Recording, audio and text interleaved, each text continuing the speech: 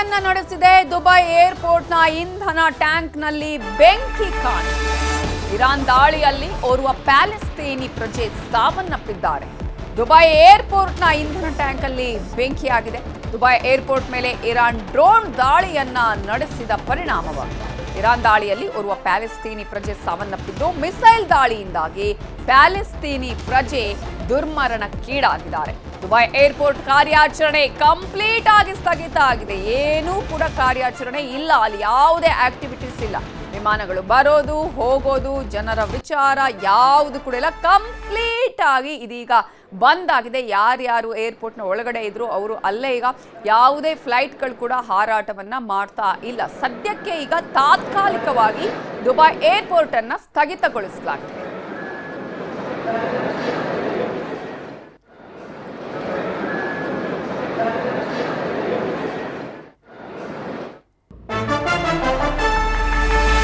Airport ಮೇಲೆ ದಾಳಿ ಹಿನ್ನೆಲೆಯಲ್ಲಿ ಕೆಂಪೇಗೌಡ ಏರ್ಪೋರ್ಟ್ನಲ್ಲೂ ವಿಮಾನ ಹಾರಾಟಗಳಲ್ಲಿ ವ್ಯತ್ಯಯ ಆಗಿದೆ.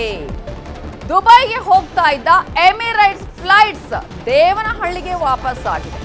ದುಬೈಗೆ ಹೋಗಬೇಕಾಗಿತ್ತು ಎಮಿರೇಟ್ಸ್ ಫ್ಲೈಟ್ಸ್, ಆದರೆ ಇದೀಗ ದೇವನಹಳ್ಳಿಗೆ ರಿಟರ್ನ್ ಆಗಿತ್ತು. 4:30ಕ್ಕೆ ಬೆಳಗಿನ ಜಾವ ಟೇಕ್ ಆಫ್ ಆಗಿತ್ತು ವಿಮಾನ, ಬಟ್ ವಾಪಸ್ ಆಗಿದೆ ವಿಮಾನ. ಈಗ ಕಾದು ಕೂತಿದ್ದಾರೆ ಪ್ರಯಾಣಿಕರು, ಯಾಕಂದ್ರೆ ಅಲ್ಲಿ ತಾತ್ಕಾಲಿಕವಾಗಿ ಬಂದ್ ಮಾಡಲಾಗಿದೆ. ಯಾವಾಗ ಏನಾಗುತ್ತೆ ಅಂತ ಹೇಳೋದಕ್ಕೆ ಸಾಧ್ಯ ಇಲ್ಲ. ಹಾಗಾಗಿ ಅನಗತ್ಯವಾಗಿ ಈ ರೀತಿಯಾದಂತಹ ಅಪಾಯವನ್ನ ತಂದುಕೊಳ್ಳೋದು ಬೇಡ. ಜೊತೆಗೆ ಅಲ್ಲೂ ಕೂಡ ಕಾರ್ಯಾಚರಣೆ ಸ್ಥಗಿತ ಆಗಿರುವ ಹಿನ್ನೆಲೆಯಲ್ಲಿ ಇದೀಗ ಕೆಂಪೇಗೌಡ ಏರ್ಪೋರ್ಟ್ನಲ್ಲಿ ಪ್ರಯಾಣಿಕರು ಪರದಾಟವನ್ನ ಮಾಡ್ತಾ ಇದ್ದಾರೆ. ಕಾರಣ 4:30ಕ್ಕೆ ಬೆಳಗಿನ ಜಾವ ಫ್ಲೈಟ್ ಹೋಗಿತ್ತು, ಟೇಕ್ ಆಫ್ ಆಗಿತ್ತು, ಬಟ್ ವಾಪಸ್ ಆಗಿದೆ ವಿಮಾನ. ದುಬೈ ವಿಮಾನ ನಿಲ್ದಾಣದ ಮೇಲೆ ದಾಳಿ ಹಿನ್ನೆಲೆ ಕೆಐನಿಂದ ಹೊರಡಬೇಕಾಗಿದ್ದ ವಿಮಾನಗಳನ್ನು ಕ್ಯಾನ್ಸಲ್ ಮಾಡಲಾಗಿದೆ. ದುಬೈ ಜೆದ್ದಾ ಭಾಗಗಳಿಗೆ ವಿಮಾನಗಳು ಹೊರಡಬೇಕಾಗಿತ್ತು. ದೇವನಹಳ್ಳಿ ವಿಮಾನ ನಿಲ್ದಾಣದಲ್ಲಿ 24 ವಿಮಾನಗಳ ಹಾರಾಟವನ್ನು ಸದ್ಯಕ್ಕೆ ಬಂದ್ ಮಾಡಲಾಗಿದೆ. ಗಲ್ಫ್ಗೆ ತೆರಳಬೇಕಾಗಿದ್ದ 11 ವಿಮಾನಗಳ ಹಾರಾಟ ರದ್ದಾಗಿದೆ. ಜೊತೆಗೆ ಬೆಂಗಳೂರಿಗೆ ಆಗಮಿಸಬೇಕಾಗಿದ್ದ 13 ವಿಮಾನಗಳು ಕೂಡ ರದ್ದಾಗಿದೆ. ಪರಿಣಾಮ ಯಾವ ರೀತಿಯಾಗಿ ಆಗ್ತಾ ಇದೆ, ಕೇವಲ ಗ್ಯಾಸ್ ಸಿಲಿಂಡರ್ಗೆ ಮಾತ್ರ ಅಲ್ಲ ಈ ಪರಿಣಾಮ ಆಗ್ತಾ ಇರುವಂಥದ್ದು, ಒಂದಕ್ಕೊಂದು ಲಿಂಕ್ ಆಗಿರೋದನ್ನ ನಾವಿಲ್ಲಿ ಗಮನಿಸ್ತಾ ಇದ್ದೀವಿ. ಅದರಲ್ಲೂ ಕೂಡ ದುಬೈ ಏರ್ಪೋರ್ಟ್ ಈಗ ತಾತ್ಕಾಲಿಕವಾಗಿ ಸ್ಥಗಿತ ಆಗಿರೋದು ಕಾರಣ ಇರಾನ್ ಮಾಡಿರುವಂತಹ ದಾಳಿ. ಈ ಹಿನ್ನೆಲೆಯಲ್ಲಿ ಕೆಎನ್ನಿಂದ ತೆರಳಬೇಕಾಗಿದ್ದ ವಿಮಾನಗಳು ಕ್ಯಾನ್ಸಲ್ ಆಗಿದೆ. ಆಲ್ಮೋಸ್ಟ್ 24 ವಿಮಾನಗಳು ಹಾರಾಟವನ್ನು ಬಂದ್ ಮಾಡಿವೆ. ಗಲ್ಫ್ಗೆ ತೆರಳಬೇಕಾಗಿದ್ದ 11 ವಿಮಾನಗಳ ಹಾರಾಟ ರದ್ದಾಗಿದೆ. ಬೆಂಗಳೂರಿಗೆ ಬರಬೇಕಾಗಿದ್ದ 13 ವಿಮಾನಗಳು ಕ್ಯಾನ್ಸಲ್ ಆಗಿದೆ.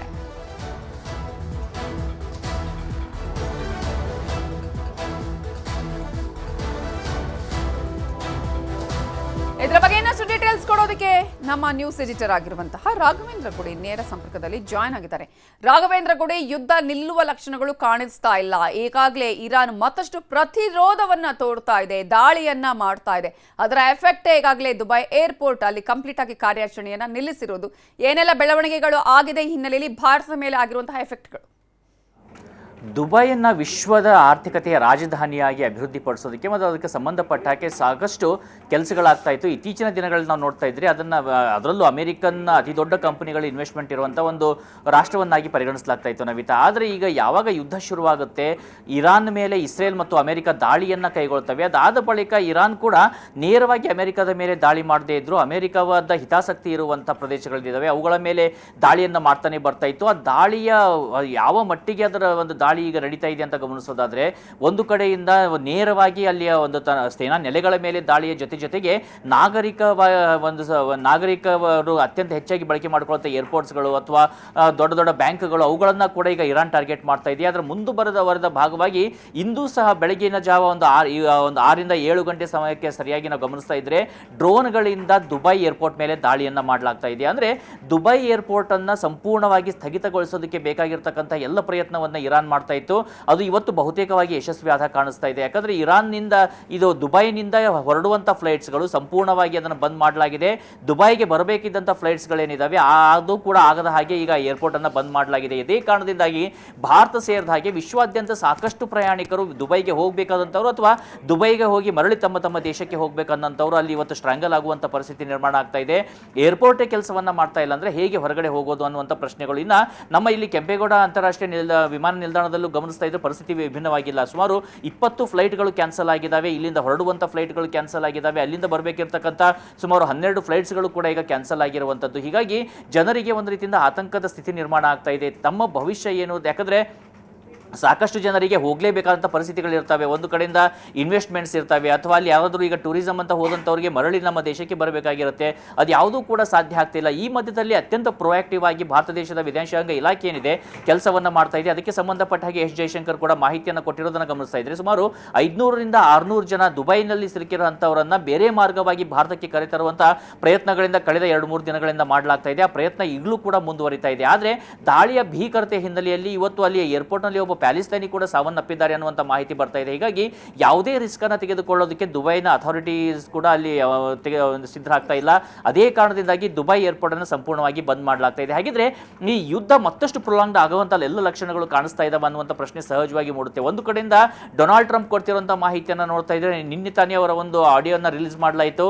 ಈಗ ಸಂಪೂರ್ಣವಾಗಿ ಇರಾನ್ ನಮಗೆ ಶರಣಾಗಿದೆ, ಇರಾನ್ ಇನ್ನು ಯುದ್ಧವನ್ನು ಮಾಡೋದಿಲ್ಲ ಅಂತ ಹೇಳ್ತಾ ಇದೆ ಅಂತೇಳಿ ಒಂದು ಕಡೆಯಿಂದ ಹೇಳಿಕೆಯನ್ನು ಕೊಡ್ತಾರೆ. ಇನ್ನೊಂದು ಕಡೆಯಿಂದ ಬೇರೆ ದೇಶಗಳು ಕೂಡ ಈ ನಮ್ಮ ಕೈ ಜೋಡಿಸಬೇಕು, ಚೈನಾ ಇರ್ಬೋದು ಅಥವಾ ಫ್ರಾನ್ಸ್ ಇರ್ಬೋದು, ಜಪಾನ್ ಇರ್ಬೋದು, ಹರ್ಮೋಜ್ ಜಲಸಂಧಿಯನ್ನು ಕ್ಲಿಯರ್ ಮಾಡೋದಕ್ಕೆ ಈ ಎಲ್ಲ ದೇಶಗಳು ನಮ್ಮ ಕೈ ಜೋಡಿಸಬೇಕು, ನಮಗೆ ನಿಮ್ಮ ಸಹಾಯ ಬೇಕು ಅಂತ ಕೇಳ್ತಾ ಇದ್ದಾರೆ. ಮತ್ತೊಂದು ಕಡೆಯಿಂದ ನೋಡ್ತಾ ಇದ್ರೆ ನಮ್ಮ ಟಾರ್ಗೆಟ್ಗಳೆಲ್ಲ ಹಿಟ್ ಮಾಡಿದ್ದೀವಿ, ಇರಾನನ್ನು ಸಂಪೂರ್ಣವಾಗಿ ನಾವು ನಾಶ ಮಾಡ್ತಾ ಇದ್ದೀವಿ, ಇದೇ ರೀತಿಯಾಗಿ ಯುದ್ಧ ಮುಂದುವರಿದ್ರೆ ನಾವು ಇರಾನನ್ನು ಉಳಿಸೋದೇ ಇಲ್ಲ, ಹೀಗಾಗಿ ಅಲ್ಲಿಯ ಆಡಳಿತ ಕೂಡ ಶರಣಾಗ್ತಾ ಇದೆ ಅಂತ ಹೇಳಿಕೆಯನ್ನು ಕೊಡ್ತಾ ಇದ್ದಾರೆ. ಆದರೆ ಆನ್ ಗ್ರೌಂಡಲ್ಲಿ ಇದು ಯಾವುದೂ ಕೂಡ ಕಾಣಿಸ್ತಾ ಇಲ್ಲ. ಇದೇ ಎಲ್ಲವನ್ನು ಗಮನಿಸ್ತಾ ಇದ್ರೆ ಡೊನಾಲ್ಡ್ ಟ್ರಂಪ್ ಈ ವಿಚಾರದಲ್ಲೂ ಕೂಡ ಸಂಪೂರ್ಣವಾಗಿ ಲೆಕ್ಕವನ್ನು ತಪ್ಪಿದ್ರ, ಅವರ ಒಂದು ಯಾವುದೇ ಲೆಕ್ಕಾಚಾರದೇ ಯುದ್ಧಕ್ಕೆ ಧುಮುಕಿದ್ರ ಅನ್ನುವಂಥ ಪ್ರಶ್ನೆಗಳು ಬರ್ತಾ ಇದ್ದಾವೆ. ಒಂದು ರೀತಿಯಿಂದ ರಿಲೀಫ್ ಅಂದರೆ ಇಸ್ರೇಲ್ಗೆ ಸಿಕ್ಕಿರುವಂಥದ್ದು ಬೆಂಜಮಿನ್ ನೆತನ್ಯಾಹು ಇನ್ನೂ ಕೂಡ ಜೀವಂತವಾಗಿದ್ದಾರೆ ಅನ್ನುವಂಥ ಮಾಹಿತಿ ಬಂದ ಬಳಿಕ. ಆದರೆ ಅಲ್ಲೂ ಕೂಡ ಸಾಕಷ್ಟು ಪ್ರಶ್ನೆಗಳಿತ್ತು. ಇವತ್ತು ಇಸ್ರೇಲ್ ಪರಿಸ್ಥಿತಿ ಕೂಡ ವಿಭಿನ್ನವಾಗಿಲ್ಲ ನವಿತಾ, ನಾವು ಹೆಚ್ಚಾಗಿ ಅದನ್ನು ಗಮನಿಸ್ತಾ ಇಲ್ಲ ಅಷ್ಟೇ, ಆದರೆ ಅಲ್ಲಿಂದ ವಿಡಿಯೋಗಳು ಹೆಚ್ಚಾಗಿ ಬರ್ತಾ ಇಲ್ಲ. ದುಬೈ ರೀತಿಯಾಗಿ ಇವತ್ತು ಇಸ್ರೇಲ್ ಕೂಡ ಅದರಲ್ಲೂ ಟೆಲ್ ಅವೀವ್ ಮೇಲೆ ನಿರಂತರವಾಗಿ ಮಿಸೈಲ್ ದಾಳಿಗಳನ್ನು ಮಾಡ್ತಾನೆ ಇದೆ ಇರಾನ್. ಹೀಗಾಗಿ ಅಲ್ಲಿರ್ತಕ್ಕಂಥ ಜನರಿಗೂ ಕೂಡ ನಾವು ಸುರಕ್ಷಿತವಾಗಿದ್ದೀವಿ ಅನ್ನುವಂಥ ಭಾವನೆಗಳಿಲ್ಲ. ಅಲ್ಲೂ ಕೂಡ ಈಗ ಪ್ರತಿಭಟನೆಗಳು ನಡೀತಾ ಇರುವಂಥ ವರದಿಗಳು ಕೂಡ ಬರ್ತಾ ಇದ್ದಾವೆ. ಅಂದರೆ ಈ ಯುದ್ಧದಿಂದ ಯಾರಿಗೆ ಲಾಭವಾಯಿತು ಅನ್ನುವಂಥ ಪ್ರಶ್ನೆ ಬಂದರೆ ಇಲ್ಲಿ ಯಾರಿಗೂ ಲಾಭವಾಗಿಲ್ಲ, ಕೇವಲ ಸರ್ವನಾಶ ಮಾತ್ರ ಆಗ್ತಾ ಇದೆ ಅನ್ನೋದು ಮಾತ್ರ ಸ್ಪಷ್ಟವಾಗಿ ಗೋಚರವಾಗ್ತಾ ಇದೆ ನವಿತಾ. ಈಗಾಗಲೇ ಫ್ಲೈಟ್ಗಳು ಬರ್ತಾ ಇಲ್ಲ, ಕ್ಯಾನ್ಸಲ್ ಆಗ್ತಾ ಇದೆ ಹೋಗುವಂಥದ್ದು. ಇಂತಹ ಸಂದರ್ಭದಲ್ಲಿ ಈಗ ಇರುವಂತಹ ಪ್ರಯಾಣಿಕರಿಗೂ ಕೂಡ ಆತಂಕ. ಏನು, ಯಾವ ರೀತಿಯಾಗಿ ಇದಕ್ಕೆ ಏನಾದರೂ ಪರಿಹಾರ ಇದೆಯಾ ಇಲ್ಲ ಅನ್ನುವಂತಹ ವಿಚಾರಕ್ಕೆ ಸಂಬಂಧಪಟ್ಟಾಗ, ಯಾಕೆಂದರೆ ಯಾರು ಕೂಡ ಅದನ್ನು ಸದ್ಯಕ್ಕಂತ ಹೇಳುವಂತಹ ಪರಿಸ್ಥಿತಿಯಲ್ಲಿ ಇಲ್ಲ. ಬಟ್ ವಾಟ್ ನೆಕ್ಸ್ಟ್ ಅನ್ನುವಂತಹ ಪ್ರಶ್ನೆ ಈಗ ಹೇಗೆ, ಏನಾದರೂ ಅಂದರೆ ದುಬೈ ಏರ್ಪೋರ್ಟಲ್ಲಿ ಕೂಡ ತಾತ್ಕಾಲಿಕವಾಗಿ ಸ್ಥಗಿತ ಮಾಡಿದ್ರು ಕೂಡ ಓಪನ್ ಮಾಡುವಂತಹ ಚಾನ್ಸಸ್ಗಳು ಇರುತ್ತಾ, ಅಥವಾ ಕಂಪ್ಲೀಟಾಗಿ ಕ್ಯಾನ್ಸಲೇ ಆಗುವಂತಹ ಚಾನ್ಸಸ್ ಇದೆಯಾ ಫ್ಲೈಟ್ಸ್ಗಳು, ಹೇಗೆ?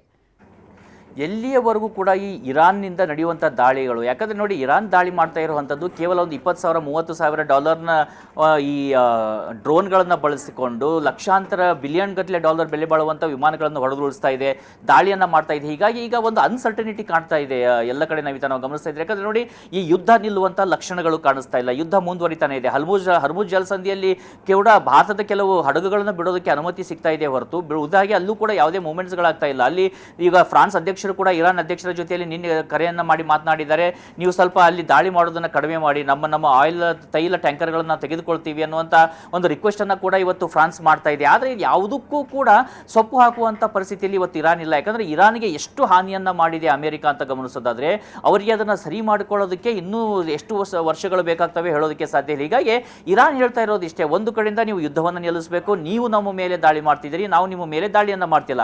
ಎರಡನೆಯದಾಗಿ ಈ ಒಂದು ಹರ್ಮುಜ್ ಜಲಸಂಧಿ ಮಾತ್ರ ಅಲ್ಲ, ಸಂಪೂರ್ಣವಾಗಿ ಅರೇಬಿಯನ್ ಸಿಯಲ್ಲಿ ಎಲ್ಲೆಲ್ಲಿ ನಿಮ್ಮ ನೆಲೆಗಳಿದ್ದಾವೆ, ಅಮೆರಿಕದ ನೆಲೆಗಳಿದ್ದಾವೆ, ಅದನ್ನು ಅವರು ತೆರವು ಮಾಡಬೇಕು. ಮೂರನೇದು, ನಮಗೆ ಆಗಿರುವಂಥ ಹಾನಿ ಏನಿದೆ ಆ ಹಾನಿಯನ್ನು ಭರಿಸ್ಕೊಡ್ಬೇಕು. ಇದಕ್ಕೆ ಒಪ್ಪಿದರೆ ಮಾತ್ರ ನಾವು ಕೂಡ ಯುದ್ಧವನ್ನು ನಿಲ್ಲಿಸ್ತೀವಿ, ಸೀಸ್ ಫೈರ್ ಅನ್ನು ಒಪ್ಪಿಕೊಳ್ತೀವಿ ಅಂತೇಳಿ ಬಹಿರಂಗವಾಗಿರ್ತಕ್ಕಂಥ ಹೇಳಿಕೆಯನ್ನು ಇರಾನ್ನಿಂದ ಬರ್ತಿರೋದು. ಹೀಗಾಗಿ ಸಹಜವಾಗಿ ಇರುವಂಥ ಪ್ರಶ್ನೆ ಅಂದರೆ ಅಮೆರಿಕ ನಿಜಕ್ಕೂ ಕೂಡ ಅವ್ರು ಹೇಳ್ತಿರೋ ಹಾಗೆ ಅವರದ್ದೇ ಮೇಲುಗೈ ಆಗ್ತಾ ಇದ್ರೆ ಯಾಕೆ ಇರಾನ್ ಇಷ್ಟು ದಾಳಿಯನ್ನು ಮುಂದುವರಿಸ್ತಾ ಇದೆ, ಹಾಗಿದ್ರೆ ಅಲ್ಲಿ ಆಗ್ತಾ ಇರುವಂಥದ್ದು ಏನು ಅನ್ನುವಂಥ ಪ್ರಶ್ನೆಗಳು ಸಹಜವಾಗಿದ್ದಾವೆ. ಇನ್ನೊಂದು ಕಡೆಯಿಂದ ನೋಡ್ತಾ ಇದ್ರೆ ಇರಾನ್ ಕೂಡ ದಾಳಿಯನ್ನು ನಿಲ್ಲಿಸುವಂತ ಮಾತುಗಳನ್ನೇ ಆಡ್ತಾ ಇಲ್ಲ. ಇವತ್ತು ಇರಾನ್ನ ರೆವಲ್ಯೂಷನರಿ ಗಾರ್ಡ್ಸ್ ಏನಿದ್ದಾರೆ ಅವರು ಕೂಡ ಇವತ್ತು ಒಂದು ಕಡೆಯಿಂದ ದಾಳಿ ಮುಂದುವರಿಸ್ತಾ ಇದ್ದಾರೆ, ಮತ್ತೊಂದು ಕಡೆ ಅವರ ಮಿಸೈಲ್ ಪಡೆಗಳು ನಿರಂತರವಾಗಿ ದಾಳಿ ಮಾಡ್ತಾ ಇದ್ದಾವೆ. ಜೊತೆಗೆ ಇವತ್ತು ನಿನ್ನೆಯಿಂದ ನಡೀತಾ ಇರುವಂತಹ ಒಂದು ಡೆವಲಪ್ಮೆಂಟ್ ಅನ್ನ ಗಮನಿಸಬೇಕು ನವಿತಾ. ಏನಂದ್ರೆ ಇಷ್ಟು ದಿನಗಳ ಕಾಲ ಕೇವಲ ಡ್ರೋನ್ ಮತ್ತು ಕೆಲವೊಂದಿಷ್ಟು ಅವರ ಬೇಸಿಕ್ ಮಿಸೈಲ್ ಗಳನ್ನ ದಾಳಿ ಮಾಡ್ತಾ ಇದ್ದಂತ ಇರಾನ್ ಈಗ ಅತ್ಯಾಧುನಿಕವಾಗಿರ್ತಕ್ಕಂಥ ಮಿಸೈಲ್ ಅನ್ನ ದಾಳಿ ಮಾಡೋದಕ್ಕೆ ಶುರು ಮಾಡ್ತಾ ಇದೆ. ಅದರಲ್ಲೂ ಪ್ರಮುಖವಾಗಿ MRV ಗಳನ್ನ ಕೂಡ ಅಂದ್ರೆ ಮಲ್ಟಿಪಲ್ ಹೆಡ್ಸ್ ಇರ್ತಕ್ಕಂಥ ರಾಕೆಟ್ಸ್ ಗಳನ್ನ ಕೂಡ ಬಳಸೋದಕ್ಕೆ ಈಗ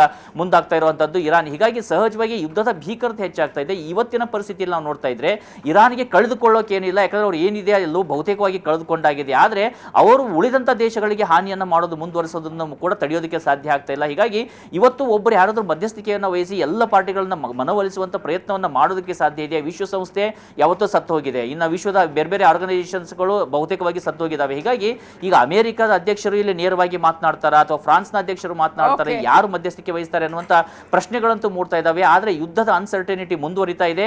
ಇದೇ ರೀತಿಯಾದಂತಹ ಪರಿಸ್ಥಿತಿ ಮುಂದುವರೆದ್ರೆ ಪೆಟ್ರೋಲ್ ಮತ್ತು ಡೀಸೆಲ್ ದರದಲ್ಲೂ ಕೂಡ ಗಣನೀಯವಾದಂತಹ ಏರಿಕೆ ಆಗುವಂತ ಲಕ್ಷಣಗಳು ಕೂಡ ಇದಾವೆ ನವಿತಾ. ಥ್ಯಾಂಕ್ ಯು ರಾಘವೇಂದ್ರ ಗುಡಿ ಡೀಟೇಲ್ಸ್ಗೆ.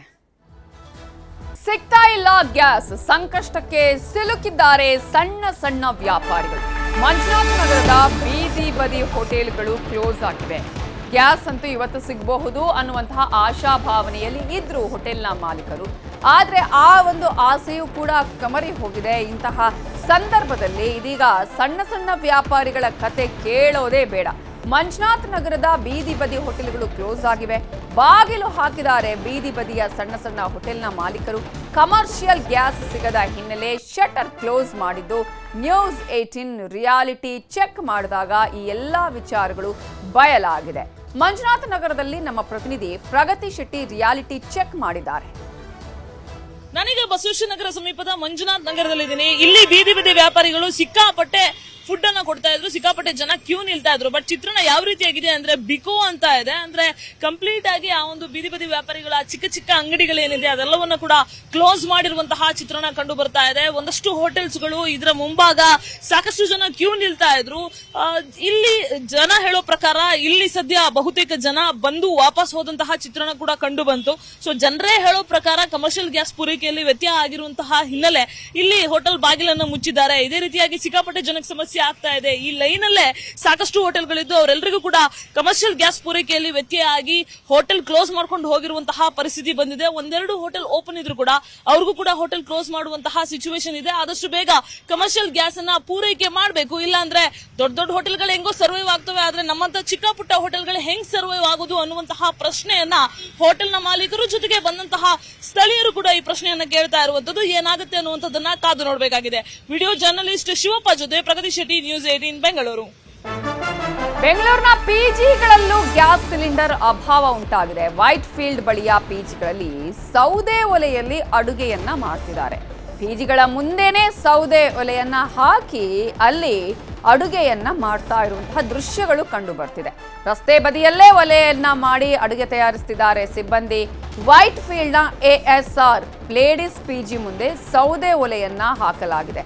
ಗ್ಯಾಸ್ ಇಲ್ಲ, ಊಟ ಕೊಡಬೇಕು ಹೇಗೆ ಅನ್ನುವಂತಹ ಪ್ರಶ್ನೆ ಬಂದಾಗ ಈಗ ಇರುವಂತಹ ಪರ್ಯಾಯ ಮಾರ್ಗ ಅಂತ ಹೇಳಿದ್ರೆ ಒಲೆ. ಹಾಗಾಗಿ ಸೌದೆ ಒಲೆಯಲ್ಲೇ ಅಡುಗೆ ಮಾಡಬೇಕಾದಂತಹ ಪರಿಸ್ಥಿತಿ.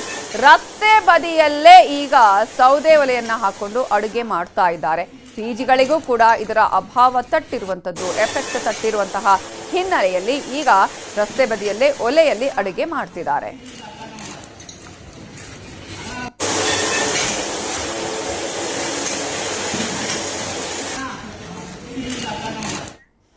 ಇನ್ನು ಚಿತ್ರದುರ್ಗದಲ್ಲಿ ಹೋಟೆಲ್ ಉದ್ಯಮಕ್ಕೆ ಗ್ಯಾಸ್ ಎಫೆಕ್ಟ್ ತಟ್ಟಿದೆ. ಸಿಲಿಂಡರ್ ಸಿಗದೆ ಹೋಟೆಲ್ ಮಾಲೀಕರು ಪರದಾಟವನ್ನ ಮಾಡ್ತಿದ್ದಾರೆ. ಹೋಟೆಲ್ ನಡೆಸೋದಕ್ಕೆ ಸೌದೆ ಒಲೆ ಹಚ್ಚಿ ಅಡುಗೆ ತಯಾರಿಯನ್ನ ಮಾಡಿದ್ದಾರೆ. ತಾವು ಹಾಕಿದ ಬಂಡವಾಳ ಪಡಿಬೇಕಲ್ಲ, ಇನ್ನೇನು ಮಾಡೋದು ಅಂತ ಹೇಳಿ ಮಾಲೀಕರು ಹರಸಾಹಸ ಪಡ್ತಾ ಇದ್ದಾರೆ. ಬೇರೆ ಬೇರೆ ಮಾರ್ಗಗಳನ್ನ ಹುಡುಕ್ತಾ ಇದ್ದಾರೆ. ಒಂದೇ ಕಡೆ ಒಲೆಯಲ್ಲಿ ಅಡುಗೆ ತಯಾರಿಸಿ ಅಡುಗೆಯನ್ನ ಸಪ್ಲೈ ಮಾಡ್ತಾ ಇದ್ದಾರೆ. ಯಾಕಂದ್ರೆ ಕೆಲವು ಚಿಕ್ಕ ಹೋಟೆಲ್ಗಳು ಇದ್ರೂ ಕೂಡ ಅಲ್ಲಿ ಈ ಒಲೆಯನ್ನ ಹಾಕಿ ಅಡುಗೆ ಮಾಡಿ ತಯಾರಿಸೋದಕ್ಕೂ ಕೂಡ ಅಲ್ಲಿ ಸಾಧ್ಯ ಇಲ್ಲ. ಕಾರಣ ಜಾಗ ಆಗಿರ್ಬೋದು ಅಥವಾ ಇರುವಂತಹ ಸಮಸ್ಯೆಗಳು. ಸೊ ಏನೇ ಇದ್ರೂ ಕೂಡ ಒಂದು ಬೇರೆ ಕಡೆಯಲ್ಲಿ ಈಗ ಸೌದೆ ಒಲೆ ಹಾಕಬೇಕು, ಆನಂತರ ಅದನ್ನು ತಯಾರಿಸಿ ಸಪ್ಲೈ ಮಾಡಬೇಕಾಗುತ್ತೆ. ದೋಸೆ, ವಡೆ, ಗೋಬಿ, ಕಾಫಿ, ಟೀ ತಯಾರಿಕೆಯಲ್ಲಿ ಇಳಿಕೆ ಆಗಿದೆ. ತುಂಬಾ ಸಮಸ್ಯೆ ಆಗಿದೆ. ನಾವು ಹೋಟ್ಲಲ್ಲಿ ಈಗ ಒಂದು ದೋಸೆ ಐಟಮ್ ಎಲ್ಲ, ದೋಸೆ, ವಡೆ, ಮಿರ್ಚಿ ಐಟಮ್ಗಳೆಲ್ಲ ಸ್ವಲ್ಪ ಲಿಮಿಟೆಡ್ ಮಾಡಿದ್ದೀವಿ. ಮತ್ತೆ ಎಲ್ಲ ಕುಕ್ ಎಲ್ಲ ನಾವೀಗ ಸೌದೆ ಒಲೆಯಲ್ಲಿ ಮಾಡ್ತಿದ್ದೀವಿ. ಈಗ ಸಾಂಬಾರು, ಪಲ್ಯ ಅವೆಲ್ಲ ಮಾಡ್ತಿದ್ದೀವಲ್ಲ, ಒಂದೊಂದು ಐಟಮ್ ಕಮ್ಮಿ ಮಾಡಿದ್ದೀವಿ. ಜಾಸ್ತಿ ಬಲ್ಕಾಗಿ ಏನು ಮಾಡೋದು, ನನ್ನೊಂದು 4 ಹೋಟ್ಲ್ ಇದೆ. 4 ಹೋಟ್ಲಿಗೆ ಒಂದು ಹತ್ರ ಪ್ರಿಪೇರ್ ಮಾಡಿ ಎಲ್ಲ ಹೋಟ್ಲಿಗೂ ಸಾಂಬಾರು, ಪಲ್ಯ ಎಲ್ಲ ಕಳಿಸ್ತಿದ್ದೀವಿ. ಅನ್ನ ಸಾಂಬಾರು ಐಟಮ್, ಚಪಾತಿ ಐಟಮ್ ಕಮ್ಮಿ ಮಾಡಿದ್ದೀವಿ. ಸುಮಾರು ಕಾಫಿ ಟೀ ಎಲ್ಲ ಕಮ್ಮಿ ಮಾಡಿದ್ದೀವಿ. ಸಿಲಿಂಡರ್ ಸಿಕ್ಕಿಲ್ಲ, ಸಿಲಿಂಡರ್ ಸಮಸ್ಯೆ ಇರೋದ್ರಿಂದ ಪೂರ್ತಿ ನಾವು. ಶಿವಮೊಗ್ಗದಲ್ಲಿ ಬೇಕರಿ ಉದ್ಯಮಕ್ಕೆ ಗ್ಯಾಸ್ ಹೊಡೆತ. ಗ್ಯಾಸ್ ಸಿಗದೆ ಬೇಕರಿ ಮಾಲೀಕರು, ವ್ಯಾಪಾರಿಗಳು ಸಂಕಷ್ಟವನ್ನು ಅನುಭವಿಸಿದ್ದು, ಬೆಲೆ ಏರಿಸುವ ನಿರ್ಧಾರಕ್ಕೆ ಬಂದಿದ್ದಾರೆ ಬೇಕರಿ ಮಾಲೀಕರು. ಯುಗಾದಿ ವೇಳೆ ಹೀಗಾದ್ರೆ ಕಷ್ಟ ಆಗತ್ತೆ ಅಂತ ಅಳಲನ್ನ ತೋಡ್ಕೊಂಡಿದ್ದಾರೆ. ಬೆಲೆ ಏರಿಸುವಂತಹ ನಿರ್ಧಾರಕ್ಕೆ ಬಂದಿದ್ದಾರೆ ಈಗ ಬೇಕರಿ ಮಾಲೀಕರು. ಈಗ ಇರುವಂತಹ ಬೆಲೆಯಲ್ಲಿ ಕೊಟ್ಟರೆ ನಾವು ನಷ್ಟ ಅನುಭವಿಸ್ತೀವಿ, ನಮಗೆ ಇದನ್ನ ಪೂರೈಸೋದಕ್ಕೆ ಆಗೋದಿಲ್ಲ ಅನ್ನುವಂತಹ ಬೇಸರ, ಅಳಲು ಶಿವಮೊಗ್ಗ ಬೇಕರಿಗಳಲ್ಲಿ ನ್ಯೂಸ್ 18 ರಿಯಾಲಿಟಿ ಚೆಕ್ ಅನ್ನ ಮಾಡಿದೆ. ಈ ಬಗ್ಗೆ ನಮ್ಮ ಶಿವಮೊಗ್ಗದ ಪ್ರತಿನಿಧಿ ವಿನಯ್ ರಿಯಾಲಿಟಿ ಚೆಕ್ ಮಾಡಿದ್ದಾರೆ.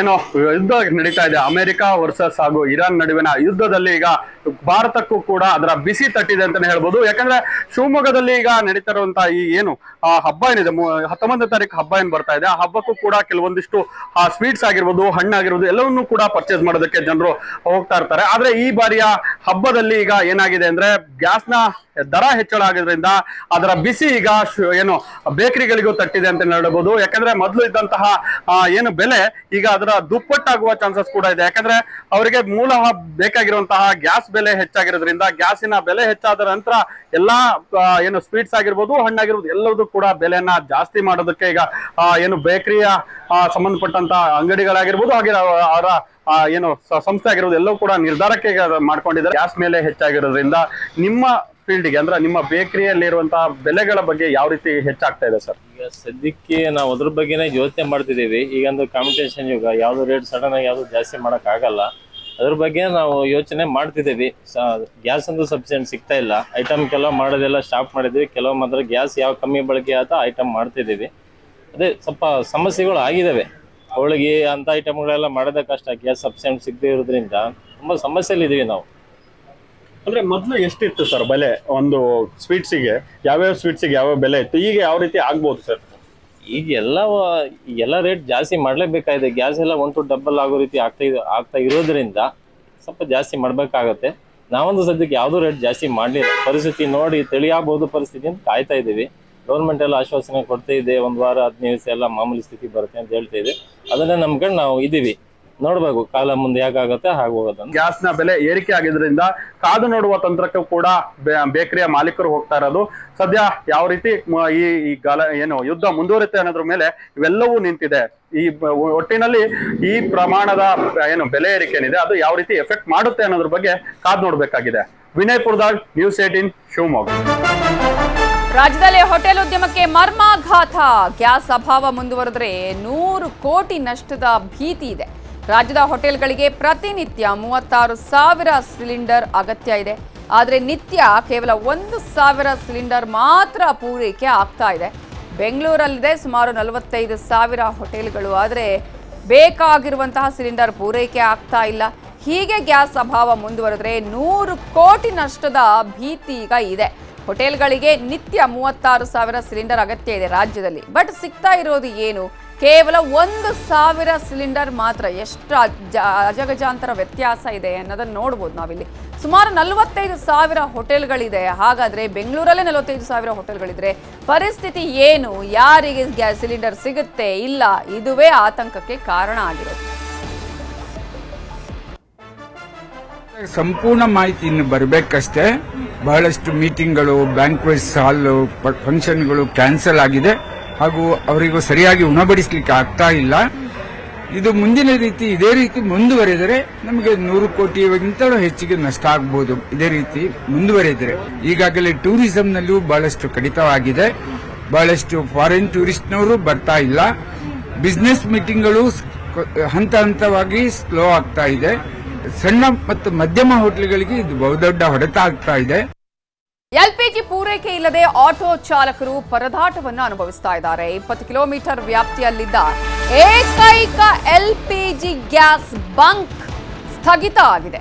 ದೇವನಹಳ್ಳಿ ಪಟ್ಟಣದಲ್ಲಿರೋ ಎಲ್ಪಿಜಿ ಗ್ಯಾಸ್ ಬಂಕ್ ಕ್ಲೋಸ್ ಆಗಿದ್ದು, ಈಗ ಬಂಕ್ ಬಳಿ ಖಾಲಿ ಬೋರ್ಡ್ ನೋಡಿ ಚಾಲಕರು ವಾಪಸ್ ಆಗ್ತಾ ಇದ್ದಾರೆ. ಜೀವನ ಹೇಗೆ, EMI ತುಂಬೋದು ಹೇಗೆ ಅಂತ ಅಳಲನ್ನ ತೋಡ್ಕೊಳ್ತಾ ಇದ್ದಾರೆ. ಬಂಕ್ ಬಳಿ ಖಾಲಿ ಬೋರ್ಡ್ ಇದೆ, ಚಾಲಕರಲ್ಲಾದ್ರೂ ಸಿಗುತ್ತೆ ಅಂತ ಹೇಳಿ ಹೋದ್ರೆ ಅಲ್ಲೂ ಕೂಡ ಸಿಗ್ತಾ ಇಲ್ಲ.